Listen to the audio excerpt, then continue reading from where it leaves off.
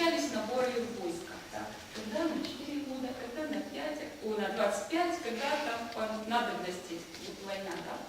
Вот, и каждый раз вставал вопрос, кого же войско отдать. Вот, ну, иногда как-то по-разному разыгрывали жребий, кого отдавать в войско. Вот встретился текст, что чей конь заржал, тот в войско пошел, да, первый чей конь заржал.